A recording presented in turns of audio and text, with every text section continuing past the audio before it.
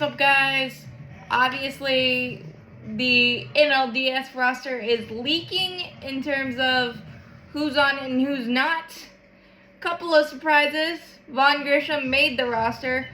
Daysbel Hernandez made the roster.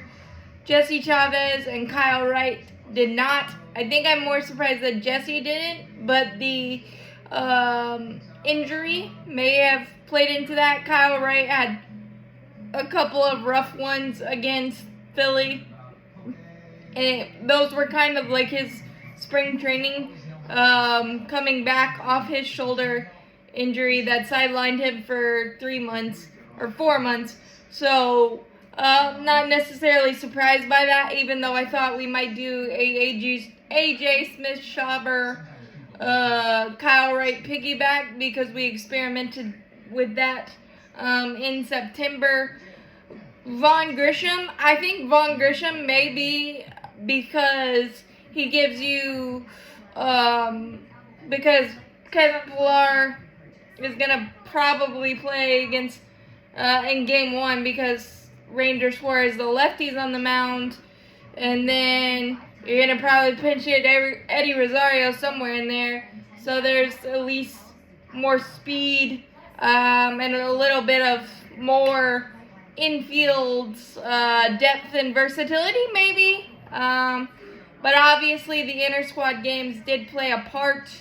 AJ Smith-Shawver had 5 shutout innings again in one of the inter-squad games, and obviously Daysbel Hernandez must have impressed because he's on the roster. He did strike out the side and have really good outings before he came up with shoulder inflammation that has kept him out for the majority of the last couple of months. So it's an interesting one, but obviously the team has seen a lot of things that they like. We also could, even though it scares me a little bit, we saw AJ Minter pitch in the postseason for us last year, as like an opener. We could also do that if we really wanted to. Obviously, it depends on the results of game 1 and game 2. There's a lot of interestingness. Michael Tonkin struggled down the stretch, but he's been solid for us all year long. He made it. I think they know better than we do, and hopefully it works out. But honestly, having a couple of things on the roster that the Phillies aren't too familiar with, given that we played them so much over the last, obviously they're division rivals, so we played them a lot anyway, but back-to-back seasons in the postseason, there's not a lot of secrets to be kept.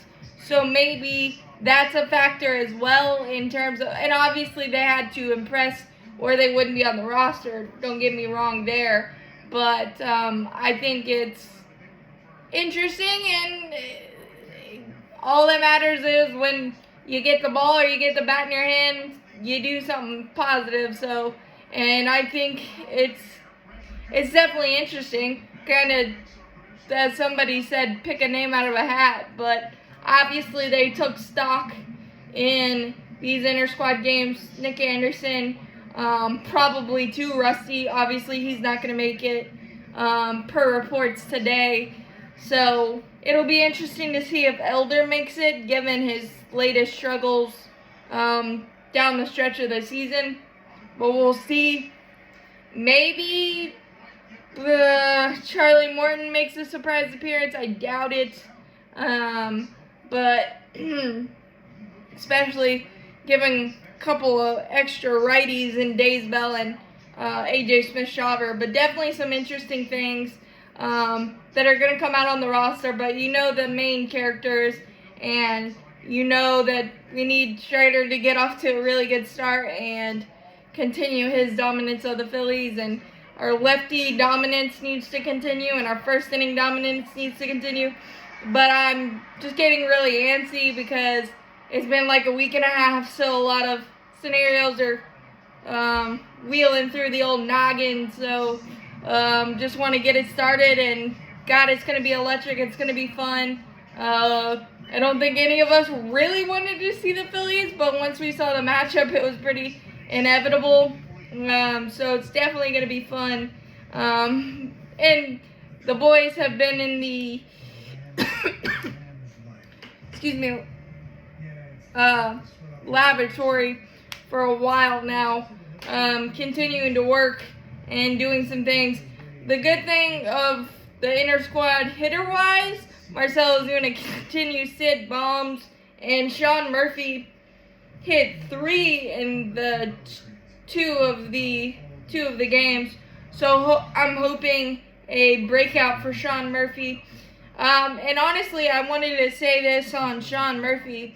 I know his numbers were god-awful, and they backed up being god-awful, but in the second half, I should say. But he had 3-2 counts, like a lot of that time. So he's still having good at-bats, still seeing the ball, just couldn't get any lift on it, and production, and I'm hoping that changes. That's my big prediction for the NLDS, is that our catchers are a big thorn in the side for the Phillies. I just really have that feeling in the gut, but I just needed to talk some Braves because I was getting antsy. As always, go Braves, champions forever. It all starts tomorrow, baby. It all starts tomorrow. And we will see how it goes. It's going to be so much fun, so nerve-wracking, but it's what you want October baseball to be, and I'll have you all covered as always.